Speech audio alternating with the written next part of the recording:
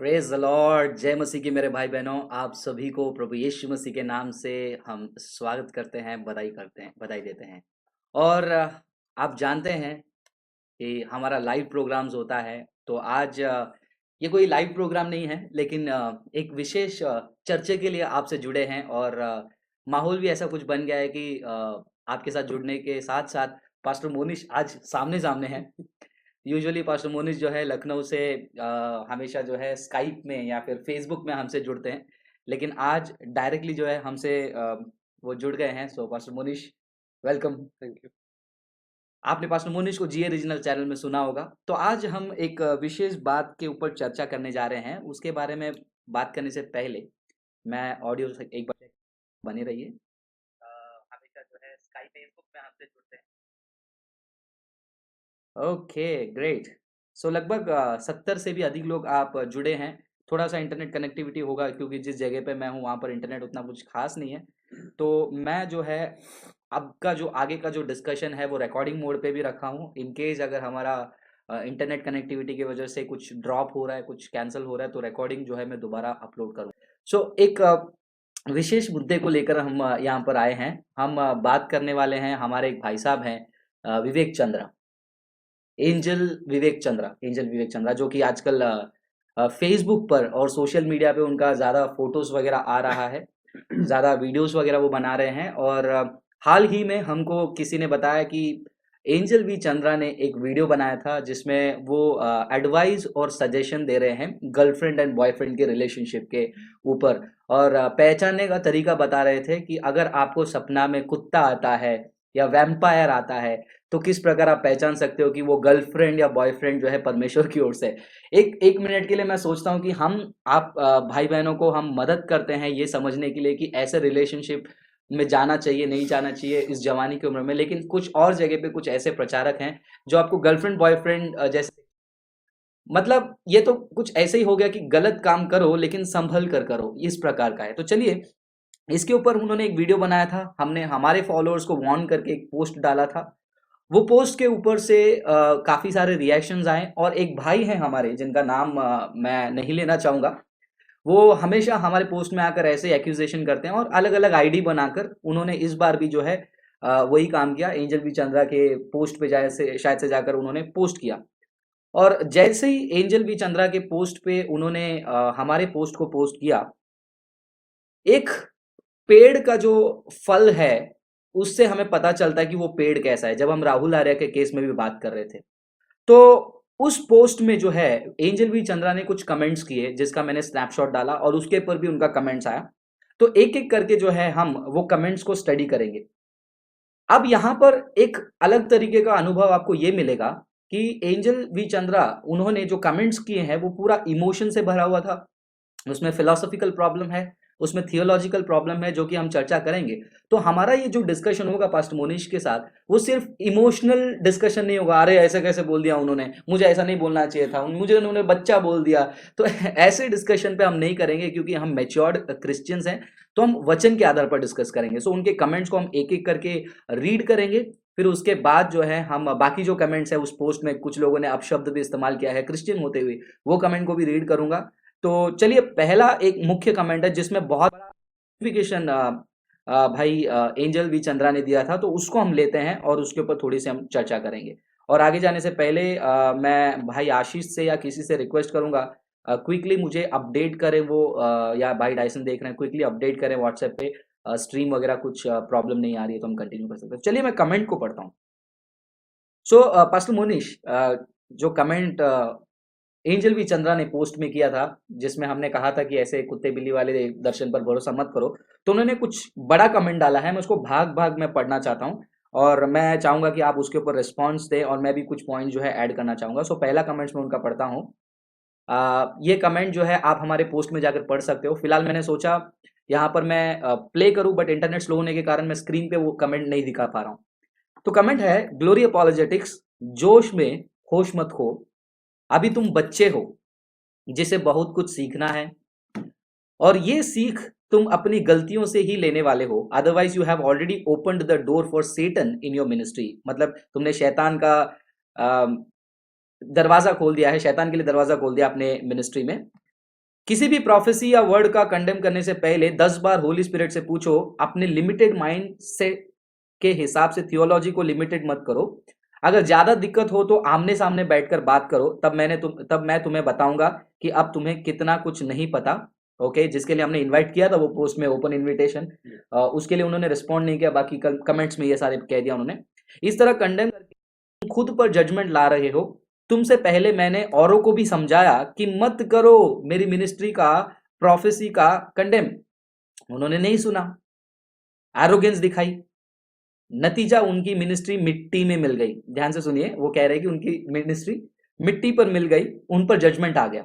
जो कोई एंजल भाई के वीडियोस के बारे में बात की। एक काम करो, go in the presence of अब्बा, पिता के उपस्थिति में जाओ, and ask to him about my rank, मेरा रैंक, मेरा दर्जा क्या है परमेश्वर के राज्य में, वो पूछो।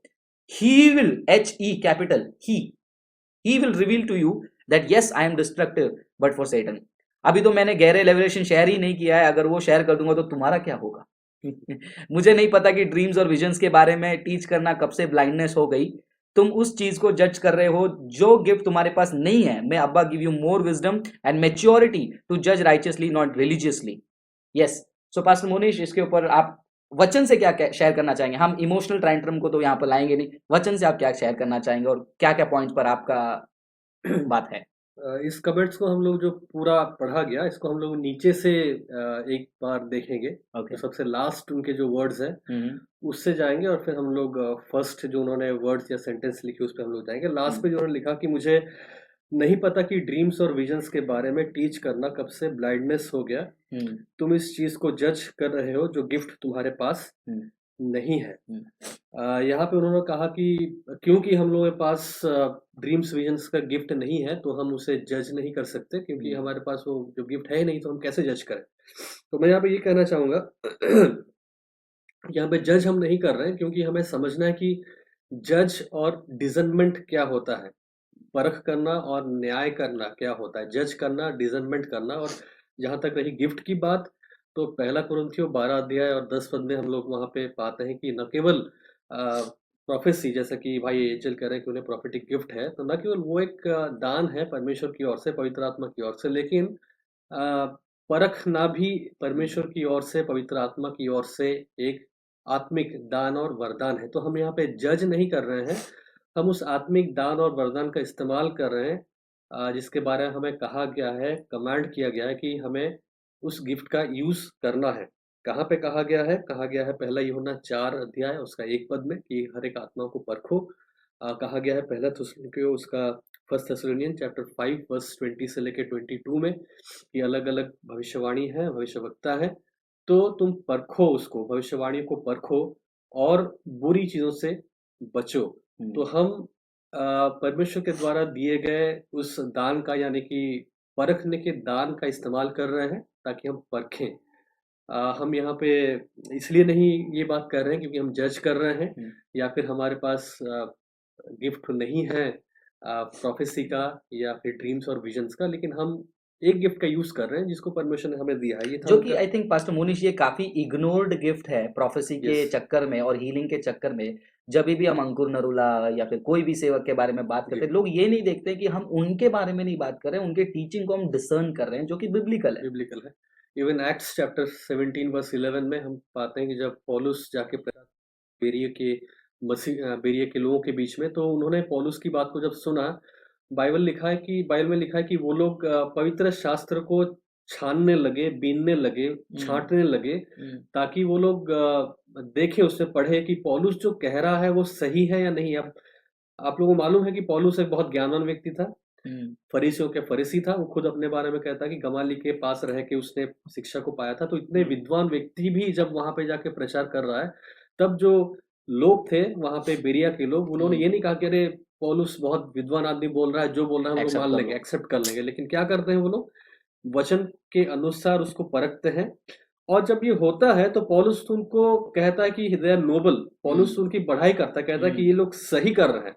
वो ये नहीं कह रहा कि तुमने कैसे मुझे जज कर लिया, तुम्हारे पास वो गिफ्ट है ही नहीं, मेरे पास जो गिफ्ट और रेवलेशन है मैं बोल रहा हूँ, तुम मुझे जज कैसे कर दियो, तुम्हारी मिनिस्ट्री बर्बाद हो जाएगी।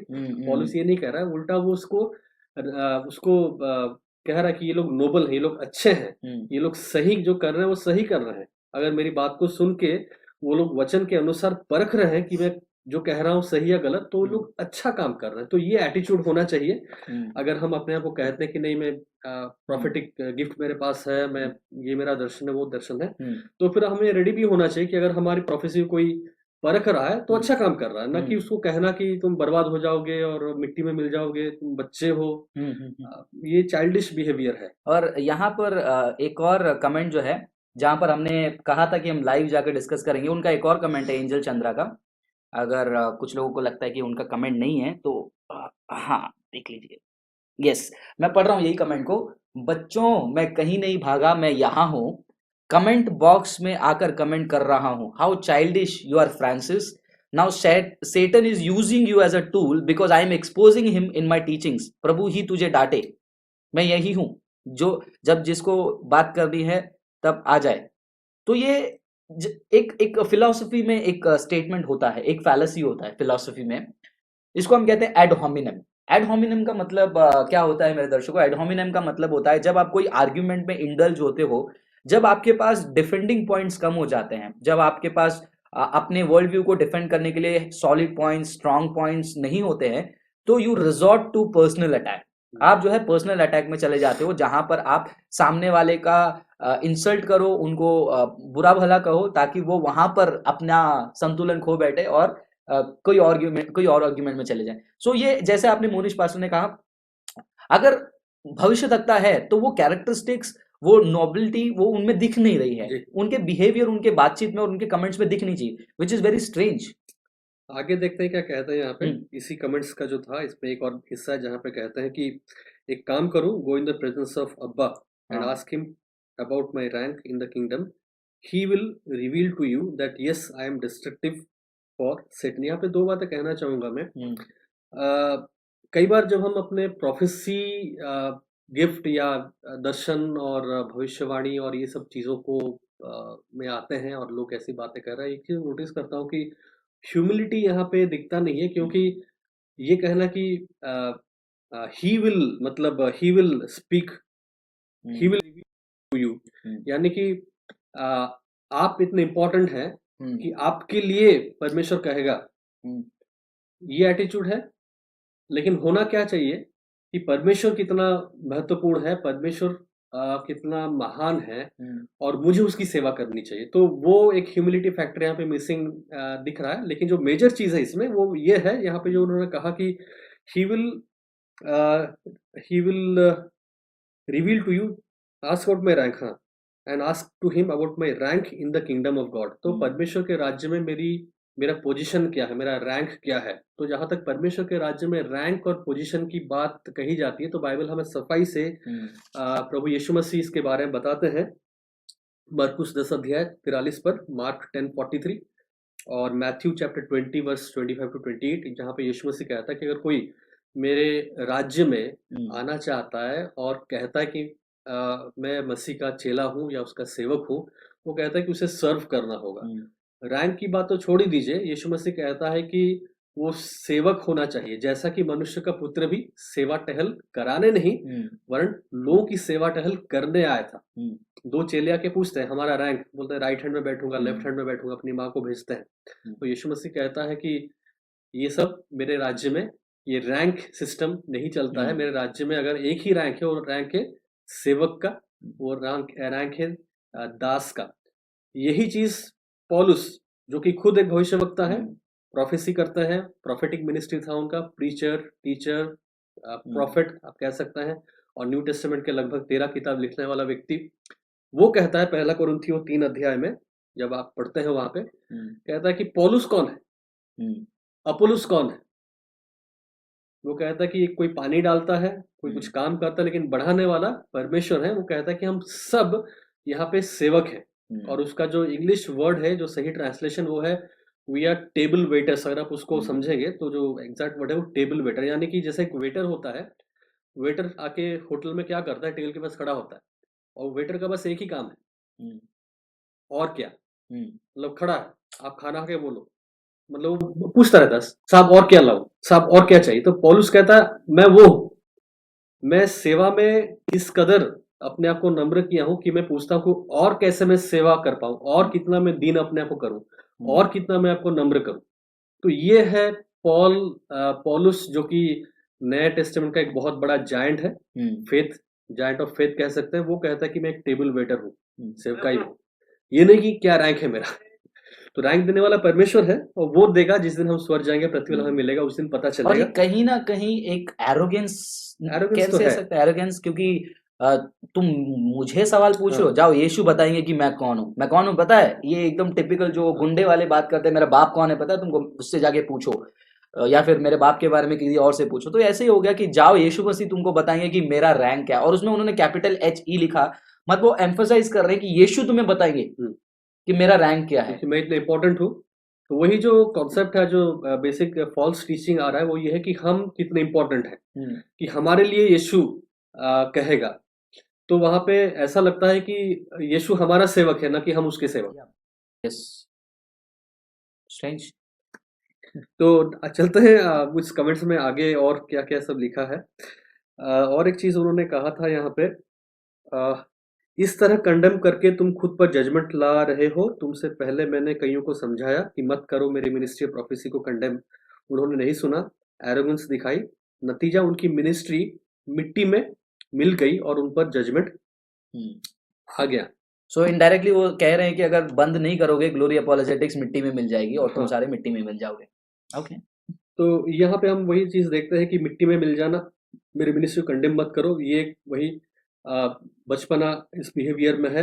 यीशु मसीह का रिएक्शन कैसा था, पौलुस का रिएक्शन कैसा था जब लोग उनके विरुद्ध खड़े होते थे? क्या यीशु मसीह उन लोगों को इस तरह कंडेम करते थे, या यीशु मसीह उनको इस तरह बोलते थे तुम मिट्टी में मिल जाओगे? नहीं। चाहे पौलुस की सेवकाई को देखें, चाहे यीशु की सेवकाई को देखें, उन लोग की सेवकाई हर वक्त वचन पर आधारित होती थी। जब भी लोग उनको सवाल पूछते थे या उनके विरुद्ध खड़े होते थे, उनका जवाब हर वक्त वचन के आधार पे ही होता था, न कि एक पर्सनल रिवेंज टाइप का मतलब कमेंट्स कहना कि तुम मिट्टी में मिल जाओगे, तुम बर्बाद हो जाओगे, तुमने कैसे मुझे कह दिया। तो ये पर्सनली वो कभी भी इस चीज़ों को नहीं लेते थे। तो यहाँ पे फिर हम वही देखते हैं कि अगर आप अपने को प्रॉफिट कहते हैं, तो फिर वो मैच्योरिटी नहीं है कि अगर आप कैसे आंसर दें, कैसे रिस्पॉन्ड करें। उसके बाद आगे भी वो कहते हैं वहाँ पे उस कमेंट्स में कि किसी भी प्रोफेसी या वर्ड को कंडेम करने से पहले 10 बार होली स्पिरिट से पूछो। अपने लिमिटेड माइंड सेट के हिसाब से थियोलॉजी को लिमिट मत करो। अगर ज्यादा दिक्कत हो तो आमने सामने बैठकर बात करो, तब मैं तुम्हें बताऊंगा कि अभी तुम्हें कितना कुछ नहीं पता है। हाँ, तो यहाँ पे था कि अपने माइंडसेट के हिसाब से थियोलॉजी को लिमिट मत करो। तो यहाँ पे वो लोग का, ये जो प्रॉफिट्स होते हैं, ये लोग का कहना ये होता है, बेसिकली इसमें कहने का अर्थ ये है कि उनके पास जो रेवलेशंस हैं, उनके पास जो स्पेशल विजन्स हैं, जो स्पेशल अनॉइंटिंग है, तो स्पेशल रेवलेशंस जो मिलता है, उसको हम बांध के नहीं रख सकते। वो परमेश्वर के वचन में जो already revealed word of God है, जो प्रकाशित परमेश्वर का वचन हमें दे दिया गया है, जो कि 66 किताबों में हमारे पास है, उससे भी बढ़ के, उससे भी स्पेशल, उससे भी हटके कुछ खास इन लोगों के पास होता है बोलने को, और उस पे हम सवाल नहीं उठा सकते। अगर हम ऐसा कर रहे हैं तो हम थियोलॉजी को लिमिटेड कर दे रहे हैं। बिल्कुल। तो बाइबल बहुत सफाई से हमें शिक्षा देती है कि जो बाइबल का वचन है, जो बाइबल है, ये अब इससे ज्यादा कुछ नहीं, इससे अब कुछ हम कुछ जोड़ नहीं सकते, इसमें से कुछ घटा नहीं सकते। जो परमेश्वर ने हमें दे दिया है, परमेश्वर के दासों के द्वारा, एपोस्टल्स के द्वारा, प्रेरितों के द्वारा, पुराने भविष्यवक्ताओं के द्वारा, वो अब कंप्लीट है। तो बाइबल अभी कंप्लीट है, तो बाइबल में हमें कुछ एडिशन की आवश्यकता नहीं है। बाइबल को हमें एडिट करने की आवश्यकता नहीं कि उसमें कुछ जोड़े, उसमें कुछ घटाएं। हम स्पेशल है तो हमें कुछ एक्स्ट्रा मिल गया, कल को कोई बोलेगा मुझे कुछ स्पेशल मिल गया। एक भविष्यवक्ता थे, उन्होंने बोला मैं जब शेविंग करता हूँ तो यीशु मसीह आके मेरे पास खड़े होते हैं मेरे बाथरूम में और मुझे नए नए दर्शन देते हैं। मैं पार्क में लेटता हूँ तो यीशु मसीह आके मेरे पास लेट जाते हैं और मुझे नई नई बातों को सिखाते हैं। तो ये new revelations, new teaching, new prophecies का जमाना आ चुका है। और जब इस पे हम लोग अपने गिफ्ट को इस्तेमाल करते हैं, डिजर्निंग गिफ्ट, गिफ्ट ऑफ डिजर्नमेंट, तो लोग कहते हैं कि नहीं, तुम थियोलॉजी को लिमिट कर रहे हो, परमेश्वर को सीमित कर दे रहे हो। परमेश्वर असीमित है, और वो हमें जो खास चीज़ों को दिखा रहा है, हम्म दे रहा है, वो तुम एक्सेप्ट करना नहीं चाहते। तो यहाँ पे भी हम देखते हैं कि कितना एक बड़ा थियोलॉजिकल एरर है, हम्म क्योंकि वो परमेश्वर के वचन के ऊपर कहीं न कहीं अपने ड्रीम्स और विजन्स के द्वारा आना चाहते हैं और धीरे-धीरे, हम्म हल्के-हल्के कब्ज़ा लेना चाहते हैं लोगों हम्म के जीवनों के ऊपर, जहाँ पे अब लोगों के जीवनों के ऊपर वो अपने ड्रीम्स, विजन्स और रेवलेशंस के द्वारा अधिकार को जमाएँगे, हम्म न कि परमेश्वर के वचन के वचनों से। अनुसार अधिकार को जमाएँगे। दूसरी बात मैं यहाँ पे ये कहना चाहूँगा, जो उन्होंने लिखा था कि मिनिस्ट्री खत्म हो जाएगी, ये सब चीज़ें। जहाँ तक मिनिस्ट्री खत्म होने की बात है, मिट्टी में है, कोई भी सेवकाई का जो फलवंतता है, फ्रूटफुलनेस है, वो उस सेवकाई के द्वारा या सेवकाई में जुड़े हुए लोगों के जीवन के द्वारा दिखता है कि वो लोग के जीवन में क्या वो फलवंतता आ रहा है, इस सेवकाई से जुड़ के। क्या वो लोग परमेश्वर की महिमा के लिए वो फलदायक डाली बन रहे हैं, जिससे पिता को महिमा मिले? ये क्राइटेरिया है समझने का, जानने का कि एक सेवकाई के द्वारा वो सेवकाई सक्सेसफुल तो नहीं कहूँगा, लेकिन मैं ये कहूँगा कि वो एडिफाइंग मिनिस्ट्री है या नहीं है। क्योंकि न्यू टेस्टामेंट पूरा बॉडी ऑफ क्राइस्ट से जुड़ा हुआ है और 1 कोरिन्थियन चैप्टर 14 वर्स 29 हमें सिखाती है हर एक कोई दान, चाहे प्रचार, चाहे शिक्षक, चाहे इवेंजलिज्म, चाहे प्रोफेसी, चाहे discernment, tongues, interpretation of tongues, कुछ भी, जो भी गिफ्ट्स हैं, हर एक चीज़ का एक ही उद्देश्य है और वो है मसीह की देह की उन्नति। तो एक कॉर्पोरेट लाइफ को हम हर वक़्त देखते हैं न्यू टेस्टामेंट में। न्यू टेस्टामेंट में आप ये आइसोलेटेड लाइफ़स्टाइल नहीं है। मैं कुछ सुन रहा हूँ, मैं कुछ बोलूँगा, मतलब आप कुछ ख़ास, वो कुछ ख़ास, ये कुछ, वो कुछ, वो नहीं। न्यू टेस्टामेंट हर वक़्त एक एक कलीसिया के रूप में बात करती है, बॉडी ऑफ क्राइस्ट के रूप में बात करती है और इसीलिए उन्नति की बात करती है, व्यक्तिगत उन्नति की नहीं। वो बात करती है सामूहिक उन्नति की और वो सामूहिक उन्नति हर वक़्त स्थानीय कलीसिया होती है। तो स्थानीय कलीसिया का महत्व एक्चुअली ऐसे प्रोफेट्स और रेवलेशन वाले जो हैं, ये एकदम बर्बाद कर रहे हैं, क्योंकि वो लोग लोगों को स्थानीय कलीसिया से हटाना चाह रहे हैं। स्थानीय कलीसिया के संदर्भ को समझना, उसके महत्व को समझना, इससे हटके शिक्षाएँ सिखाते हैं और उनको एक आइसोलेटेड क्रिश्चियनिटी में लेके जाना चाहते हैं, जहाँ पे खास रेवलेशन, खास शिक्षा, खास अनॉइंटिंग, स्पेशल टीचिंग के द्वारा उनका जीवन चलेगा। लोकल चर्च में जुड़ना, लोकल कलीसिया में हिस्सा होना, लोकल कलीसिया में सहभागिता देना, वहाँ पे उन्नति का कारण बनना, वहाँ पे सेवकाई को पाना, वहाँ पे सेवा को देना, ये जो न्यू टेस्टामेंट का जो टीचिंग है, the family of Christ, efficiency में भी है, तुम एक पिता, एक आत्मा, एक देह में तुम बढ़ रहे हो। तो वो जो एकता है मसीह की देह में, इसको ये लोग तोड़ रहे हैं और वो एकता मसीह की देह में स्थानीय कलीसिया है। इसको हमें समझना है, इस कॉन्टेक्स्ट को। एकता मसीह की देह में एकता माने यूनिवर्सल चर्च की बात नहीं कही जा रही है, यहाँ पे स्थानीय कलीसिया की बात कही जा रही है। तो ऐसे प्रचारक या तो आप कह सकते हैं कि रेवलेशन पाने वाले, खास अनॉइंटिंग वाले से हमें बच के रहना चाहिए। इनका एक और लास्ट जो चीज़ था इस कमेंट में, वो ये था कि ग्लोरिया पॉलिटिक्स, जोश में होश मत खो, अभी तुम बच्चे हो, जिसे बहुत कुछ सीखना है और ये सीख तुम अपनी गलतियों से ही लेने वाले हो, otherwise you have already open the door for Satan in your ministry. यहाँ पे पौलुस की पुस्तक आगे पास्टर मोनिश, आगे जाने से पहले मैं आपको बता दे रहा हूँ, पास्टर मोनिश वो वर्ड को डिफेंड नहीं करने वाले कि ग्लोरी अपॉलोजेटिक्स तुम बच्चे हो, उसमें जो और अलग बात है। तो आप ये नहीं सोच रहे हैं कि अच्छा ये शब्द को वो डिफेंड कर रहे हैं। आप आगे सुनिए हम क्या डिफेंड कर रहे हैं। Yes pastor Monish. हाँ, एक तरह से सही है कि हम लोग बच्चे हैं, एक तरह से सही है, हम सभी लोग बच्चे हैं। क्यों? क्योंकि पौलुस कहता है कि हम एक परिपक्वता की ओर बढ़ रहे हैं। कोई भी उस परिपक्वता को पा नहीं पाया है और वो तभी परिपक्व व्यक्ति हो सकता है। कोई भी बिलीवर यीशु मसीह में जो भी बॉर्न अगेन बिलीवर है, नया जन्म पाया हुआ विश्वासी है, उसकी परिपक्वता तभी होगी जब वो परमेश्वर की उपस्थिति में उस नए स्वर्ग और नए पृथ्वी में होगा, जहाँ पे पाप की उपस्थिति नहीं होगी, पाप की सामर्थ नहीं होगी, पाप का अधिकार नहीं होगा। वो जो स्टेट है, जो ग्लोरिफिकेशन का स्टेट है, जहाँ पे हम पाप से आजाद होंगे, पाप का कोई वजूद हमारे जीवन में नहीं होगा, उस जगह पे भी नहीं होगा, उपस्थिति नहीं, उसकी सामर्थ भी नहीं होगी, तब हम उस परिपक्वता में पहुंचेंगे। पौलुस यही कहता है कि एक दिन हम उसे देखेंगे और जैसा वो है वैसे उसको जानेंगे। तब तक हम बढ़ रहे हैं। हाँ, हम में से हर एक लोग अलग-अलग स्टेज में हो सकते हैं, अलग-अलग स्टेज में हम लोग बढ़ रहे हैं। तो अगर हम अपने आप को कहते हैं कि हम सीखे हैं, तो ज़रूर आपसे बड़ा कोई होगा, जिसको आप देख सकते हैं और सीख सकते हैं, और आपसे छोटा कोई होगा जिसको आप सिखा सकते हैं। कोई भी व्यक्ति उस परफेक्ट मैच्योरिटी में नहीं पहुंचा है, इसलिए परमेश्वर ने हमें मसीह की देह में रखा है, ताकि हम किसी एक व्यक्ति को देखें जो हमसे ज्यादा परिपक्व है और उससे सीखें। साथ ही साथ हम किसी ऐसे व्यक्ति को देखें जो सीख रहा है और जो हमने सीखा है उसको सिखाएं और उसको परिपक्वता की ओर लेके जाएं। लेकिन यात्रा में हम सभी हैं, यात्रा में हम सभी हैं, और हम में से कोई भी परिपक्वता में नहीं पहुंचा है। हम अपने बचपने के चीजों को छोड़ते हुए जाते हैं और परिपक्वता में बढ़ते हुए जाते हैं, और यही पवित्रीकरण का स्टेट है हमारे मसीह जीवन में, जिसे सैंटिफिकेशन कहते हैं, हमारा शुद्धिकरण कहते हैं। परमेश्वर ने हमें धर्मी ठहराया, मसीह के लहू से हम धर्मी ठहराए गए, और अब परमेश्वर की इच्छा ये है कि हम पवित्रीकरण में, पवित्रता में, होलीनेस में बढ़ते जाएं, परिपक्वता में बढ़ते जाएं, और एकदम उस परिपक्वता में एक दिन हम पहुंचेंगे जब हमारा शरीर महिमित शरीर में बदल जाएगा। तो हाँ, आपकी इस बात से हम कुछ तो एग्री करते हैं कि हाँ, हम बच्चे हैं, सीख रहे हैं, जान रहे हैं, परिपक्वता में हम लोग बढ़ रहे हैं। लेकिन ये जो कहना है यहाँ पे कि जोश में होश मत खो, अभी तुम बच्चे हो जिसने बहुत कुछ सीखना है, और ये सीखना तुम्हें अपनी गलतियों से है, otherwise you have already open the door for Satan in your ministry. तो सेटन के लिए द्वार खोलना, यानी कि हम लोग कुछ ऐसा कर रहे हैं, या भाई कुछ कर रहे हैं, या मैं कुछ कर रहा हूँ, हम लोग कुछ ऐसा कर रहे हैं जिसके द्वारा हमने द्वार को खोल दिया है जहाँ पे शैतान हमारे सेवकाई में आ गया है।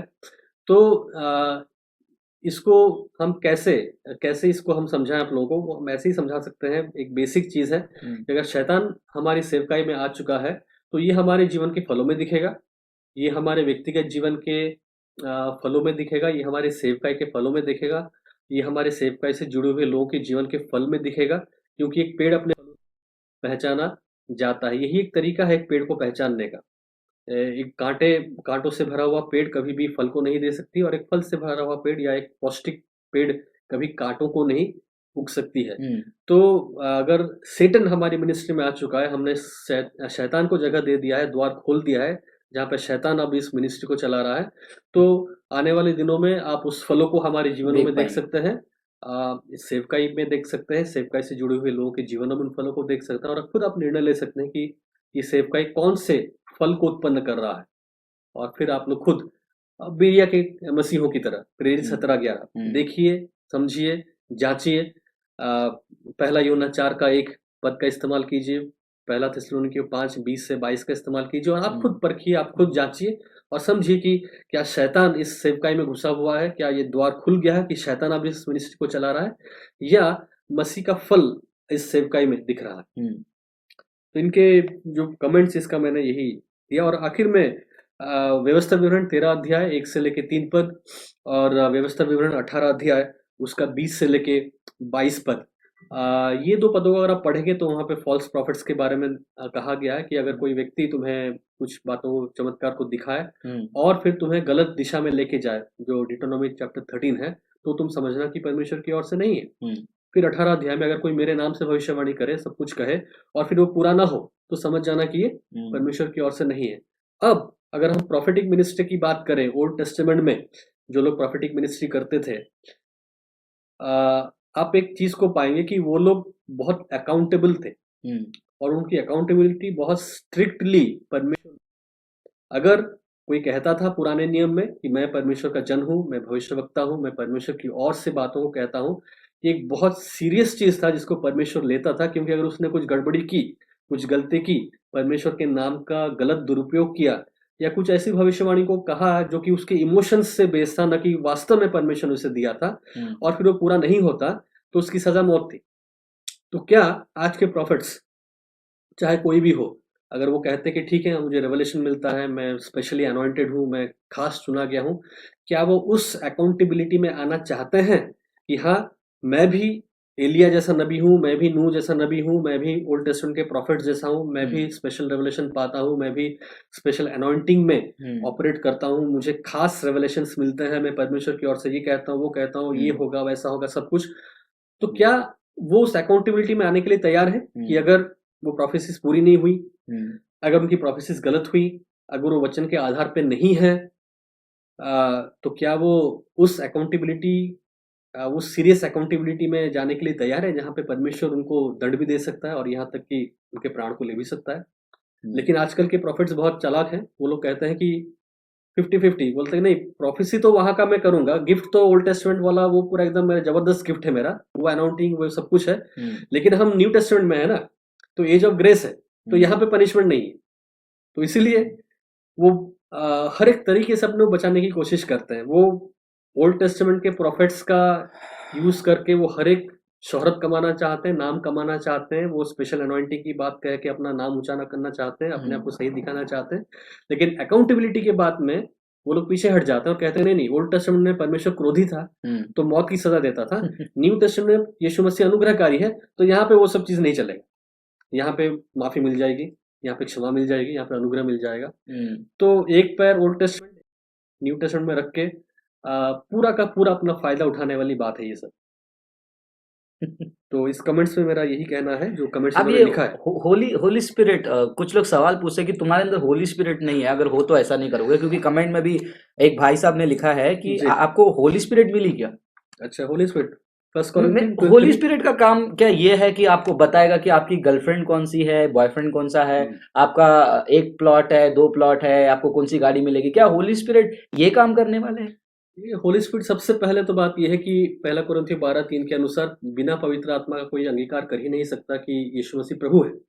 तो अगर कोई व्यक्ति अपने आप को विश्वासी कहता है और वो एक नया जन्म पाया हुआ विश्वासी है, तो ये 100% वहीं पे बात क्लियर हो जाती है कि बिना पवित्र आत्मा का ये काम हुआ ही नहीं, तो उसके अंदर पवित्र आत्मा का काम हुआ। यानी कि परमेश्वर ने, पवित्र आत्मा ने उसको चिताया और फिर रीजेनरेशन उसके जीवन में हुआ और फिर वो एक नया जन्म को पाया और विश्वासी बना। तो यहाँ पे बात सेटल हो जाता है कि होली स्पिरिट का वर्क सबसे पहले ये है कि पवित्र आत्मा के द्वारा ही आप अंगीकार कर दें कि यीशु मसीह ही प्रभु है। पहला कुरिन्थियों 12:3 में ये स्पष्ट हो जाता है। बाकी रहा पवित्र आत्मा का काम, क्यों पवित्र आत्मा दिया गया है, वास्तव में पवित्र आत्मा की सेवकाई क्या थी, गर्लफ्रेंड बॉयफ्रेंड का बताना, प्लॉट के बारे में बताना, प्रमोशन के बारे में बताना, वीजा, हाँ, ये सब चीज़ के बारे में बताना, ये सब नहीं है, क्योंकि यीशु मसीह का जो कहना था, अगर हम यीशु मसीह की बातों को सुनते हैं और उसको ही हमारा मॉडल रखते हैं, ना कि किसी प्रॉफिट को, ना कि किसी स्पेशल अनॉइंटिंग वाले व्यक्ति को, तो यीशु मसीह कहते हैं यूहन्ना 14 और उसका 26 पद में कि पवित्र आत्मा का काम ये है कि जो कुछ मैंने तुम्हें बताया है वो तुम्हें स्मरण दिलाएगा। पवित्र आत्मा कुछ नया खास बात नहीं बताएगा। पवित्र आत्मा केवल वही बताएगा जो यीशु मसीह बता के गए हैं, उसको स्मरण दिलाएगा। चेलों को यीशु मसीह कहता है वो तुम्हें स्मरण दिलाएगा, मैं जा रहा हूँ ताकि पवित्र आत्मा आएगा और जो बातें मैंने तुम्हें कही है वो बातों को वो तुम्हें स्मरण दिलाएगा। इसलिए यीशु मसीह ने जब ग्रेट कमीशन दिया तो उसने ये भी कहा कि जाओ जब चेला बनाओ तो जो जो बातें मैंने तुम्हें बताई है उन बातों को सिखाओ लोगों को। तो कोई नई चीज यहाँ पे नहीं आ रही है। तो यहाँ पर एक छोटा सा प्रॉब्लम भी है, और एक चीज भी पवित्र आत्मा का है ना, बस ये न केवल ये है, दूसरा पवित्र आत्मा और एक काम, यूहन्ना 16:7-11 और यूहन्ना 16:13 और 14 पद, पाप के प्रति, न्याय के प्रति, धार्मिकता के प्रति वो लोगों को चिताएगा। He will convict people of sin, of righteousness, of judgment and glorify Christ। तो पवित्र आत्मा का काम पूरा क्राइस्ट सेंटर्ड है। यीशु मसीह की बातें, यीशु मसीह की बातों को स्मरण कराना, यीशु मसीह को महिमा दिलवाना और संसार को पाप के प्रति, धार्मिकता के प्रति, न्याय के प्रति सचेत करना, ये पवित्र आत्मा का काम है। न कि ये बताना कि कौन गर्लफ्रेंड है, कौन बॉयफ्रेंड है। उसके लिए बाइबल को आप पढ़ेंगे, वचन में अपने जीवन को जिएंगे, आपका व्यू क्लियर हो जाएगा, आप उससे समझ जाएंगे। उसके लिए पवित्र आत्मा के आपको स्पेशली बोलना नहीं है कि देखो ये है वो है, ये नहीं है। और जो भाई साहब हैं, चलो आपका नाम ले ही लेता हूँ, अब इतने उतावले हैं, एक्साइटेड हैं, भाई साइमन नॉलेज। मुझे पता है कि आप फेक आईडी लेकर आप फिर से आप ओके, इंटरनेट का थोड़ा सा इशू है, थोड़ा होल्ड करेंगे। ओके, सो भाई साइमन, आप फेक आईडी के साथ यहाँ पर हैं, नो द ट्रूथ, ये मुझे अच्छे से पता है और आप भी जानते हैं। और आप वापस से, पास्टर मोनिश ने इतने प्यार से इतने एक्सप्लेनेशन दिया, फिर भी आप नहीं समझ पा रहे हैं। यहाँ पर जजमेंट की बात नहीं हो रही, यहाँ पर डिसर्नमेंट की बात हो रही है, जो कि आप इग्नोर कर रहे हैं। और कमेंट सेक्शन में आप जो है लोगों का माइंड जो है पॉइजन कर रहे हैं। इसको भी फिलोसफी में कहते हैं पॉइजनिंग द वेल, जो कि आप कर रहे हो। जेसन फ्रैंकलिन को साथ में ले लिया आपने, जो क्वेश्चन ले रहा है क्वेश्चन को लेकर, उनको साथ में ले लिया। क्या कहा आपने? आपने कहा है फ्रांसिस ब्रदर का डायलॉग है, तुमने ऐसा कहा, अब देख तू ग्लोरी अपॉलोजेटिक्स के फेमस में पेज पर फेमस होने वाला है। ये डायलॉग से मैं पता चल गया कि आप ही हैं। और ये साइमन नॉलेज ने क्या कमेंट किया, जाकर हमारे प्रीवियस पोस्ट में कमेंट सेक्शन में देखिए, आपको पता चलेगा इस व्यक्ति ने कैसा बात किया है। और जब हम फेसबुक पेज में पोस्ट करते हैं, ये कहते हैं Franklin I agree with no the truth, हम फेसबुक पेज में क्या पोस्ट करते हैं? हम ये पोस्ट करते हैं कि देखो गाली दे रहे लोग, नहीं, हम क्या पोस्ट करते हैं? परमेश्वर के वचन के विरुद्ध बोलने वाले लोग और गलत शिक्षकों का साथ देने वाले लोगों का डायलॉग्स और उनके स्टेटमेंट्स को हम पोस्ट करते हैं। हमको ऐसा बोल दिया, देखो ना, वैसा हम पोस्ट नहीं करते हैं। वैसे पास्टर मोनिश, जब भी हम अंकुर नरुला या फिर कोई भी सेवक हो, इनके बारे में जब भी बात करते हैं, एक कॉमन टॉपिक हमेशा लोग लेकर आते हैं, परमेश्वर के अभिषिक्त के ऊपर उंगली ना उठाना। मैं सोच में पड़ जाता हूं, क्या कुछ ही लोग सेलेक्टेड है जो परमेश्वर के अभिषिक्त है? आप नहीं है, मैं नहीं है। परमेश्वर के अभिषिक्त के ऊपर तुम उंगली उठाओगे तो तुम्हारा विनाश हो जाएगा, ऐसे कुछ शिक्षक शिक्षा भी देते हैं। क्या कहना है आपका? इसलिए कि जो बात इसको मैंने एक तरह से एड्रेस भी किया था वो पहले कमेंट्स में, वो ये था कि जो ओल्ड टेस्टामेंट था, तो ओल्ड टेस्टामेंट में हम देखते हैं कि थियोक्रेटिक गवर्नमेंट था या सोसाइटी था, यानी कि एक देश जिसको परमेश्वर ने चुना, उस देश को चलाने के लिए परमेश्वर ने नियम दिया, जिसको आज अगर हम अपने देश के हिसाब से कहें तो कॉन्स्टिट्यूशन जो हमारे देश को चलाता है ना, कॉन्स्टिट्यूशन है हमारा, संविधान है। तो जो इज़राइल देश था उसको परमेश्वर ने चुना और उसको चलाने के लिए, गवर्न करने के लिए क्या किया परमेश्वर ने? नियम दिया मूसा के द्वारा। इसी वजह से जो इज़राइल देश था वो कोई मैन मेड कॉन्स्टिट्यूशन के हिसाब से नहीं चलता था, वो परमेश्वर के द्वारा दिए गए कॉन्स्टिट्यूशन के हिसाब से, यानी कि नियमों के हिसाब से चलता था।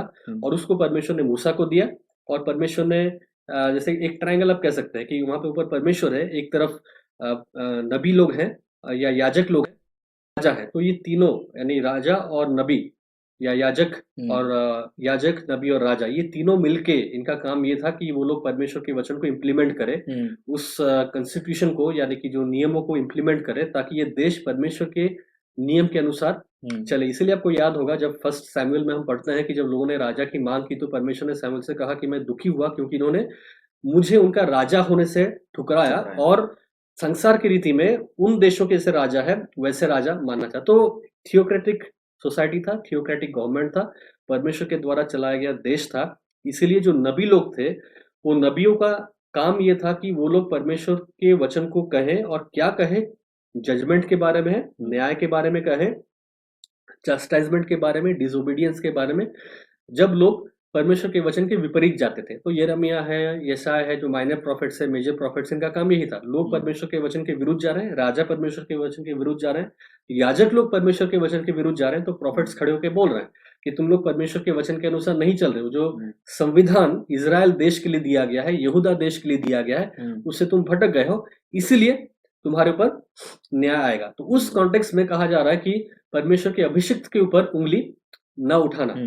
लेकिन अब जब हम न्यू टेस्टामेंट में आते हैं, फिर हमने आपको तभी बताया था, न्यू टेस्टामेंट में अभी इंडिविजुअल नहीं है कि कोई एक प्रॉफिट है, कोई एक प्रीस्ट है। अब न्यू टेस्टामेंट में हम देखते हैं कि द प्रीस्टहुड ऑफ बिलीवर्स, यानी कि विश्वासियों का झुंड, कलीसिया एक झुंड है, कलीसिया एक देह है, जिसमें से दान वरदान दिए गए हैं और सबको याजक के रूप में परमेश्वर देखता है। पहला पत्रस दूसरा अध्याय 5 पद और 9 पद आप देख सकते हैं, जहाँ पे लिखा है तुम चुनी हुई प्रजा हो, तुम परमेश्वर के जन हो, जहाँ पे परमेश्वर प्रीस्टहुड ऑफ बिलीवर्स के बारे में कह रहा है। पहला पत्रस उसका 2 अध्याय उसका 5 पद और 9 पद, you are the living stones, you are the spiritual house, you are the holy priesthood, you are a holy nation, chosen race, you are people for God's own position.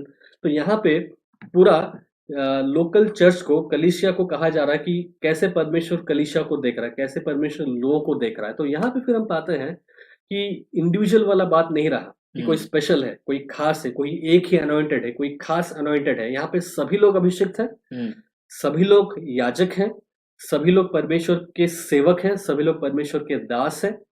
बस फर्क ये है कि सब लोग के रिस्पॉन्सिबिलिटीज परमेश्वर के पवित्र आत्मा के द्वारा अलग अलग लोगों को जो दान वरदान दिए गए उसके अनुसार तय कर दिए गए हैं। इसलिए पौलुस जैसा फर्स्ट कोरिन्थियन 3 में लिखता है कि कोई पानी डाल रहा है, कोई उसको कुछ कर रहा है, लेकिन बढ़ाने वाला परमेश्वर। हम सबके रिस्पॉन्सिबिलिटीज अलग अलग है, लेकिन यहाँ पे परमेश्वर हम सबों को एक रूप से देख रहा है। तो यहाँ पे कहना कि अभिषिक्त के ऊपर उंगली ना उठाना, ये फिट ही नहीं बैठता, क्योंकि यहाँ पे कोई अभिषिक्त और गैर अभिषिक्त नहीं है।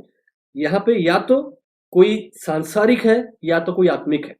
मसीह जीवन में, न्यू टेस्टामेंट में, यहाँ पे फिर लोग बोलते हैं ना ओवर स्पिरिचुअल, तुम अपने आप को बहुत आत्मिक दिखा रहे हो, होलियर देन दाउ। हाँ, तो यहाँ पे हर कोई होली है, या तो होली है या फिर अनहोली है, यहाँ पे कोई बीच वाला नहीं है। तो या तो हम आत्मिक जन है, या तो हम आत्मिक नहीं है, या तो हम कार्नल है, वर्ल्डली है, या तो हम स्पिरिचुअल है। तो स्पेशल स्पिरिचुअल, मोर स्पिरिचुअल, एक्स्ट्रा स्पिरिचुअल, ये कॉन्सेप्ट न्यू टेस्टामेंट में आता ही नहीं है, क्योंकि नए नियम में हम सभी एक देह में जुड़े हुए हैं जिसका सर मसीह है। तो अगर अगर हम देखें, अगर आपका शरीर है, मेरा सर है, तो क्या है पॉसिबल है कि अगर मेरे हाथ में कम खून दौड़ रहा है और पैर में ज्यादा खून चला जा रहा है? तो अगर मसीह कलीसिया का सर है और हम उस मसीह की उस देह में जुड़े हुए हैं जिसका सर मसीह है, कलीसिया में हम जुड़े हैं, उस देह में जुड़े हैं जिसका सर मसीह है, तो वो अभिषेक, वो दान और वरदान, या उसका प्रेम, उसका दया बराबर है। यहाँ पे पार्शलिटी नहीं है, क्योंकि सर से जब जुड़े हुए हैं तो मेरे शरीर में वो जो सर से जो लहू है या मेरा ये बराबर बह रहा है। ऐसा नहीं कि राइट हैंड में ज्यादा आ रहा है और मेरे लेफ्ट लेग में कम आ गया, आंख में ज्यादा चला गया, यहाँ पे कम आ गया, बराबर है। तो मसीह की देह में, स्थानीय कलीसिया में, मसीह की देह में हम सब बराबर हैं। अलग अलग दान वरदान है, तो यहाँ पे कोई स्पेशल और नॉर्मल नहीं है। सब बराबर रूप से अभिषिक्त है, सब बराबर रूप से याजक हैं, सब बराबर रूप से पवित्रता में बढ़ रहे हैं, उस मार्ग में हम लोग चल रहे हैं। तो परमेश्वर के अभिषेक के ऊपर उंगली ना उठाना, और ये जो चीज है, ये ओल्ड टेस्टामेंट का कॉन्सेप्ट है, ये न्यू टेस्टामेंट में आपका लागू नहीं होता है। और इसका मतलब ये नहीं कि आप गाली दे दे अपने सेवक को, लेकिन कहने का मतलब आपको समझना है क्या कहा जा रहा है, क्योंकि ये स्टेटमेंट को वो बहुत सारे प्रचारक उसको अपने पर्सनल चीज के लिए इस्तेमाल करते हैं। क्योंकि एक फैमिली ने मुझे अगर कहा, आप शॉक हो जाएंगे सुनकर, मैं पहली बार लाइव में कह रहा हूँ, अभी रिसेंटली 2-3 हफ्ते पहले की बात है, एक फैमिली ने अगर मुझे कहा कि यदि तुम जो कह रहे हो, मुझसे नहीं कहा, किसी और एक और भाई से कहा, हमारे साथ जो टीम में एक और भाई, उनको कहा कि फ्रांसिस को समझा के रखो, वो अभिषिक्त सेवक के ऊपर सवाल उठा रहा है। एक ने ऐसे ही सवाल उठाया और वो मर गया, तो जरा उसको समझा के रखो। तो ऐसे काफी सारे मिसयूज, मिसलीडिंग चीजें हो रही हैं। और मेरे प्रिय भाई बहन जितने भी लोग जुड़े हैं हमसे, आप एक चीज नोटिस कर रहे हैं, यहाँ पर हम यहाँ पर अपना इमोशन को नहीं रख रहे हैं। पिछले 45-40 मिनट से जो है हम परमेश्वर के वचन से जो है आपसे बात कर रहे हैं, यही आपको जानना है। मैं हमेशा कहता हूं हमारे यूट्यूब चैनल, आप ग्लोरी अपॉलोजेटिक्स पे, फ्रांसिस भाई पे, पास्टर मोनिश पे, या किसी से भी ट्रस्ट मत कीजिए, उस पर ट्रस्ट कीजिए जो परमेश्वर के वचन को लेकर सही तरीके से एक्सप्लेन कर रहा है कॉन्टेक्स्ट में। फिलहाल जो है अभी भी हम परमेश्वर के वचन को लेकर आ रहे हैं। लेकिन भाई एंजल चंद्रा का जो कुछ कमेंट्स है, एक दो कमेंट मैं पढ़ लेता हूं। एक वर्स पे जस्ट पढ़ लेता हूँ, पढ़ना चाहिए आपको, ठीक है, कोई बात नहीं, आप कंटिन्यू कीजिए। यूहन्ना 7:16 में बस एक छोटा सा चीज बताना चाहूंगा। यूहन्ना 7:16, यीशु मसीह यहाँ पे क्या कह रहे हैं? John 7:16, so Jesus answered them and said, my teaching is not mine but his who sent me. छोटा सा बात मैं कहना चाहूंगा, यीशु मसीह जो खुद त्रिएक परमेश्वर का दूसरा, कह सकते हैं द गॉडहेड है, परमेश्वर पुत्र, the personhood in the Trinity जो है, वो अपने मनुष्यत्व में और अपने ओबीडियंस में, अपने पिता के प्रति जो उसकी आज्ञाकारिता थी, जिसको पूरा करने के लिए वो संसार में आया, पिता की इच्छा को पूरा करने के लिए आया, पिता की योजना को पूरा करने के लिए आया। उस ओबीडियंस में आके जब वो मिनिस्ट्री कर रहा है, तो यहाँ पे कह रहा है कि मैं जो कह रहा हूँ वो मेरी बात नहीं है, वो पिता की बात मैं कह रहा हूँ। तो पूरा जो महिमा है, पूरा जो आदर है, यीशु मसीह अपनी शिक्षा में किसको दे रहा है? अपने पिता को दे रहा है। कह रहा है ये मेरी ओर से नहीं है, लेकिन उसकी ओर से है जिसने मुझे भेजा है। लेकिन झूठे प्रचारक और शिक्षक और जो ये प्रॉफिट्स इस तरह के लोग हैं, ये अपने को ही प्रमोट कर रहे हैं। मतलब यीशु मसीह का हम देखें, कौन है हम यीशु मसीह के सामने? वो खुद नम्र होके, हलीम होके संसार में आता है और कहता है पिता को महिमा देता हूँ, और जो बातें कहता हूँ पिता की ओर से कहता हूँ, जो उसने मुझे कहा है। और यहाँ पे हम देखते हैं लोगों को कि वो पिता को छोड़ दीजिए, पुत्र को छोड़ दीजिए, पवित्र आत्मा को छोड़ दीजिए, वो कहते नहीं मैं कह रहा हूँ, मैंने ऐसा सुना, मुझे ऐसा कहा गया, और अपने को प्रमोट करते हैं। और अगर कोई उनको सवाल पूछे या डिजर्न करे, उनकी बातों को परखने लगे, तो कहा जाता है कि आप अभिषेक के ऊपर उंगली उठा रहे हैं, आप उसको ऐसा कह रहे हैं। तो ये बात हमको समझना है कि यीशु मसीह को देखना है, इसलिए यीशु मसीह को देखो, यीशु मसीह को देखना है, लुकिंग इनटू क्राइस्ट ना, जो इब्रानी 12 में लिखा है कि अपने उद्धार के, तुम्हारे उद्धार को सिद्ध करने वाले, तुम्हारे उद्धार के कर्ता और उद्धार को सिद्ध करने वाले मसीह की ओर देखते रहो, ताकते रहो, और हर उस उलझाने वाली वस्तु से अपने आप को छुड़ाओ जो तुम्हें पीछे की ओर खींच रहा है। तो जो लोग आप उलझा रहे हैं, जो चीज़ आप उलझा रही हैं, चाहे व्यक्ति, चाहे चीज़, आदत, इन चीज़ों को आपको हटाना है। यीशु की ओर देखते रहना कि उसने सेवा कैसे की, उसने किसको महिमा दिया, उसने किसकी बातों को कहा। यस। सो काफ़ी सारे पॉइंट्स है डिस्कस करने के लिए, लेकिन अभी और कुछ पॉइंट्स आप शेयर करना चाहेंगे अभी? तो बहुत लंबा ये कमेंट्स का देखिए कुछ बस बता दें। 2 कमेंट जो है शुरू कहाँ से हुई थी? शुरू हुई थी हमारे प्यारे भाई साइमन नॉलेज जो हमेशा करते हैं। उन्होंने ही शुरू किया था और वो जाकर उन्होंने एंजल चंद्रा के पोस्ट में शायद से हमारे पोस्ट का स्नैपशॉट डाला। इन रिस्पॉन्स मैं वापस से समराइज करना चाहूंगा जो पास्टर मोनिश ने कहा कि एक सेवक का बिहेवियर, एटीट्यूड, तू बड़े मैं घटूं, वो वाला एटीट्यूड, पॉल का जो नम्रता है, जब पॉल को लोग एक्यूज कर रहे थे, किस प्रकार गलतियों को भी पॉल पत्र लिख रहे थे और क्लियरली वो एक्सप्लेन कर रहे थे, अपना पोजीशन को वो डिफेंड कर रहे थे, लेकिन किसके आधार पर? ये नहीं कह रहे थे ना कि तुम बच्चे हो ये हो।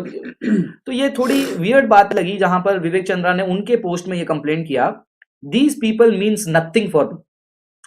ये वो हैं जिनके पास ये गिफ्ट नहीं है, ये वो मक्खी हैं। ध्यान से सुनिए, भाई एंजल चंद्रा ने ये कहा, ये वो मक्खी हैं जो सिर्फ नेगेटिविटी देखते हैं और सिर्फ बुरा ढूंढते हैं, और बुरा नहीं मिलता तो अपने आप बुरा क्रिएट कर देते हैं। हमने क्या बुरा क्रिएट किया उसका एक्सप्लेनेशन हमने वचन से दिया है, लेकिन सवाल यह है पर्सनल अटैक, जहां पर हमको बच्चा, मक्खी और क्या कहा उन्होंने। साइमन भाई के रिप्लाई करते हैं, भैया आपने जो भी बताया वो एकदम करेक्ट बताया था, एंड भैया बुक्स पढ़ के नॉलेज हासिल नहीं करी जाती। तो मतलब ये भाई साहब के हिसाब से वो जो कह रहे हैं वे एंजल चंद्रा, वो एकदम परफेक्ट है, और उसको परफेक्ट अटेस्ट करने के लिए he has to be a scholar. Simon knowledge जो है वो ऑलरेडी अपने आप को स्कॉलर के पोजीशन में रख चुके हैं, जो वैलिडेट कर रहे हैं कि आपने जो बोला वो सही है। और उनका एक और स्टेटमेंट वो कह रहे हैं कि किताब पढ़ने से नॉलेज हासिल नहीं होती है, तो यानी कि बाइबल भी एक किताब है, उससे हमको नॉलेज नहीं आती है, आपको होली स्पिरिट लीड करती है, and I believe in you. He believes in angel Chandra. Holi spirit किस प्रकार गाइड करते हैं, जैसे पास्टर मोनिश ने कहा, अगर होली स्पिरिट किसी को गाइड करके कोई शब्द निकलता है तो ये शब्द ऐसे नहीं निकलेगा कि तुम मक्खी हो, ये नेगेटिव मक्खी है। और इन लोगों के हिसाब से everyone is a false preacher. No, हमारे हिसाब से सभी के सभी फॉल्स प्रीचर नहीं है। हम जिसको फॉल्स प्रीचर कहते हैं उनके पीछे हम टाइम स्पेंड करते हैं, उनके वीडियोस को देखते हैं, स्टडी करते हैं, कम से कम 6 महीना तो लगाते हैं पास्टर मोनिश हम उनके बयानों को स्टडी करने के लिए। और जीए बॉक्स में कितने लोग आके हमको पूछते हैं ये पास्टर के बारे में बताओ, ये चर्च को एक्सपोज करो, हम बातें ही नहीं करते हैं जब तक थियोलॉजिकल एरर उनमें हम देखते नहीं है। अब देखो एंजल चंद्रा ने और क्या रिप्लाई दिया, एक्चुअली ऐसी मिनिस्ट्री में शैतान घुस चुका है, यानी कि ग्लोरी अपॉलोजेटिक जैसे मिनिस्ट्री में शैतान घुस चुका है। उन्होंने डिसाइड, हमारे मिनिस्ट्री में शैतान घुस चुका है, वो खुदावन के अनॉइंटेड और उनके रेवलेशन को कंडेम कर रहे हैं, जो कि पास्टर ने एक्सप्लेन किया किस प्रकार ऐसे शब्दों का गलत इस्तेमाल आज के लोग इस्तेमाल कर रहे हैं। ये मिनिस्ट्री ऐसा करके हमारा तो कुछ नहीं कर पाएंगी, पर खुद को श्रापित बना रही है, प्रभु इनको अक्कल दे। सो ये आपको समराइज करना चाहिए कि पूरा डिस्कशन हमने जो किया था, पास्टर मोनिश ने होली स्पिरिट के बारे में, अनॉइंटिंग के बारे में, मिनिस्ट्री के ह्यूमिलिटी के बारे में, ये 2 कमेंट में आप पूरी तरह समझ सकते हो कि इनका बिहेवियर और इनका एटीट्यूड मिनिस्ट्री में कैसा है। और मैं उनके पर्सनल लुक पर कमेंट नहीं करना चाहता था, but as a minister Robin Almeida के बारे में हम ज्यादा बात करते हैं, लेकिन ये रॉबिन अल्मेडा वर्जन 2.0 जैसे कहीं ना कहीं दिख रहे हैं मेरे को, वो भी वही स्टाइल, गॉगल वॉगल, एक ह्यूमिलिटी परमेश्वर के बच्चों में कहाँ है। कुछ लोग पूछेंगे फ्रांसिस भाई आप ब्लेजर पहन के बैठे हो, ये क्या है? एक प्रोफेशनल प्रेजेंटेशन और एक वर्ल्डली प्रेजेंटेशन में परमेश्वर ने आपके जीवन में क्या चेंजेस लाई है वो गवाही देती है। So anything else pastor Monish आपको ऐड करना है, बिकॉज बहुत सारे चीजें। हाँ बहुत सारा है। जहाँ तक श्रापित, जहाँ पे ना तो यू आर कर्स्ड, वहाँ पे क्या था कमेंट, जो श्रापित है वो लोग, इन लोगों के हिसाब से ओके, ये कहते हैं कि ये मिनिस्ट्री ऐसा करके हमको तो कुछ नहीं कर पाएंगे, पर खुद को श्रापित बना रही है। श्रापित पौलुस एक ही जगह पे कहता है कि श्रापित वो लोग हैं जो एक नया सुसमाचार बताते हैं। गलीतियों की पुस्तक, उसका अगर आप 8 पद से लेके 11 में पढ़ेंगे तो वहाँ पे पौलुस वहाँ पे ये कह रहा है कि जो सुसमाचार मैंने तुम्हें सुनाया है, पौलुस के हिसाब से सुसमाचार क्या था, क्योंकि सुसमाचार के वर्जन्स आजकल बहुत हैं, लोग बहुत कुछ बोलते हैं, सुसमाचार ये है, सुसमाचार वो है, सुसमाचार चंगाई है, सुसमाचार नौकरी है, सुसमाचार हेल्थ वेल्थ प्रॉस्पेरिटी है। लेकिन पौलुस के हिसाब से सुसमाचार ये था कि शास्त्रों के अनुसार, पहला कुरिन्थियों उसका 15 अध्याय 1 से लेकर 4 पद अगर आप पढ़ेंगे तो वहाँ पे पौलुस कहता है कि जो बातें मैंने तुम्हें पहुंचाई, यानी कि शास्त्रों के अनुसार, यानी कि पुराने नियम में जो भविष्यवक्ताएं, जो प्रॉफिट्स यीशु मसीह के बारे में उन्होंने कहा था, भविष्यवाणी की थी, तो शास्त्रों के अनुसार मसीह मरा, गाढ़ा गया, तीसरे दिन जी उठा। तो ये पौलुस का सुसमाचार है।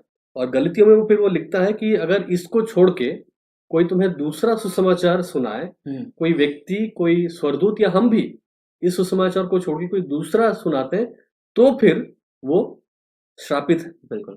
तो श्रापित का कारण वो होना चाहिए, ना कि किसी के मिनिस्ट्री के बारे में अगर हमने डिज़र्न करके कुछ बोला है उसकी वजह से हम श्रापित नहीं हैं। श्रापित बाइबल के हिसाब से पौलुस उन लोगों को कहता है कि वो लोग श्रापित हैं, जो लोग ऐसा करते हैं, सुसमाचार को, सही सुसमाचार को नहीं सुनाते। और जहाँ तक रहा प्रोफेसी की बात, प्रोफेसी अगर जो सही प्रोफेसी होगा, सही रेवलेशन होगा, वो हर वक़्त बाइबल के साथ कंसिस्टेंट रहेगा, थ्रू आउट द बाइबल। कहीं पे भी वो बाइबल से अटपटा नहीं होगा, बाइबल की शिक्षाओं से विपरीत नहीं होगा, बाइबल की शिक्षाओं से कुछ हट के अलग नहीं होगा। वो हर वक़्त कंसिस्टेंट रहेगी बाइबल के साथ। लेकिन नए नियम में हम पाते हैं कि कई बार फ़ॉल्स प्रॉफ़िट्स थे, जो कि कुछ ऐसी शिक्षाओं को लेके आते थे, जो कहते थे कि परमेश्वर ने हमें दिया है। तो जब ऐसा हुआ, तब पौलुस कहता है कि ऐसी शिक्षाएँ या ऐसे लोग जो बातें कहते हैं, उसको कहते हैं कि ए डिफरेंट डॉक्ट्रिन, डाइवर्स और स्ट्रेंज टीचिंग। इब्रानी 13 का 9 में जो लेखक है वो कहता है कि एक स्ट्रेंज टीचिंग है। स्ट्रेंज टीचिंग वो होता है जो बाइबल के अनुसार मेल नहीं खाता है, यानी कि वो लोग हैं जो रेवलेशन दे रहे हैं, जो कि बाइबल के साथ कंसिस्टेंट नहीं है। तो वाला कहता है, लेखक कहता है इब्रानी में कि ये स्ट्रेंज डॉक्ट्रिन है, ये डाइवर्स डॉक्ट्रिन है, टीचिंग है। और पहला तिमोथी 1 का 3 और 6 का 3 में पौलुस तिमोथी को कह रहा है कि सावधान रहो, क्योंकि तुम्हारी कलीसिया में लोग आ गए हैं और वो लोग भरमा रहे हैं लोगों को। वो कुछ नई शिक्षाओं को दे रहे हैं, डिफरेंट डॉक्ट्रिन को लेके आ रहे हैं। तो प्रोफेसी जब कोई करता है, कोई अपने को प्रॉफिट कहता है, तो उसको उसकी प्रोफेसी हर वक्त बाइबल के वचन से थ्रू आउट कंसिस्टेंट होनी चाहिए। अगर वो हटके है, अगर वो खास है, अगर वो स्पेशल है, आप समझ जाइए कि एक स्ट्रेंज डॉक्ट्रिन है, ये एक डाइवर्स डॉक्ट्रिन है, ये एक डिफरेंट डॉक्ट्रिन है और आपको इससे भागना है। बिल्कुल। सो जो भाई मुकेश कुमार, जो आप कह रहे हैं कि आप रॉन्ग बता रहे हैं पास्टर के बारे में, वापस से आप अपना पर्सनल इमोशंस मत शेयर कीजिए। हमने वचन से एक्सप्लेन किया है, वचन के साथ आप अपना जस्टिफिकेशन शेयर करेंगे। I am sure Angel V Chandra इस वीडियो को देख रहे हैं, आप देख रहे हैं, आपको बुरा लगने की जरूरत नहीं है। हम आपसे नफरत नहीं करते हैं। ग्लोरी अपॉलोजेटिक्स किसी से नफरत नहीं करता है, ना पास्टर मोनिश, ना फ्रांसिस। हमको तब गुस्सा भी नहीं कह सकते, तब हमको रिस्पॉन्सिबिलिटी का आग झलक जाता है जब कोई हमारे सामने परमेश्वर के वचन को गलत प्रस्तुत करता है।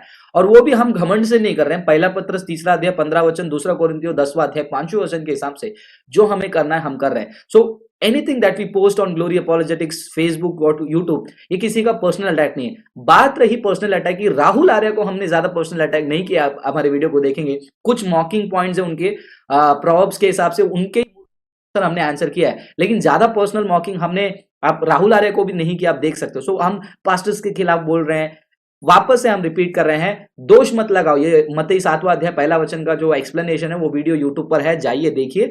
यहां पर डिसर्नमेंट की बात हो रही है वचनों के एविडेंस के साथ। अगर इतना सुनने के बाद भी आप नहीं समझ पा रहे हो, then we can only pray for you. और हो सकता है एक और चीज लोग उठाए इस पे, जो आपने भी कहा, जो उनका लुक्स के बारे में कुछ चीजें उठा, तो ज्यादातर मैंने देखा है कि जब भी ऐसे बात को उठाया जाता है, एक रिस्पॉन्सिबल लिविंग, जहाँ पे जो एक जिम्मेदारी के साथ जीवन होना चाहिए वो नहीं होता है, और पूरा एकदम लैविश लाइफस्टाइल और उस तरह का, चाहे ये हो, चाहे वो रॉबिन अल्मेडा हो, ये लोग, तो हम कहते हैं, तो कई बार लोग इस वचन को कोट करते हैं, पहला सामुएल उसका 16 अध्याय और शायद 7 पद, जहाँ पे कहा गया है कि परमेश्वर हृदय को देखता है, बाहरी चीजों को नहीं देखता, लेकिन हृदय को देखता है। इसको ओल्ड टेस्टामेंट से कोट करते हैं लोग, और ये क्यों कहा गया है वो एक दूसरा कहानी है या दूसरा चीज है, और यहाँ पे लोग इसको क्यों यूज करते हैं दूसरा चीज है। आप अगर उसको पढ़ेंगे, पहला सामुएल 16 का 7 में, जहाँ पे सैमुअल पहुंचता है, और वहां पे इसलिए ऐसा हुआ क्योंकि सैमुअल को जो सबसे पहले जो राजा था वो था सॉल।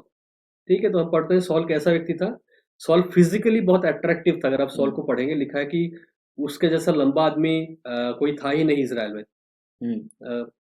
मतलब एक जो सबसे लंबा आप कह सकते हो वो आदमी था। तो फिजिकली वो बहुत अट्रैक्टिव था, लंबा था, और जैसा एक राजा होना चाहिए वर्ल्डली लुक्स के हिसाब से, एक तरह से वैसा था।